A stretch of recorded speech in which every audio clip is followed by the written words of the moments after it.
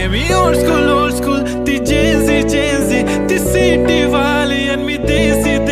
तरी इगो तिला जरा भी नाही मनामध्ये खराबी नाही पॅपराझी तिच्या मागे डेली क्रेझी तरी वाय सो शाय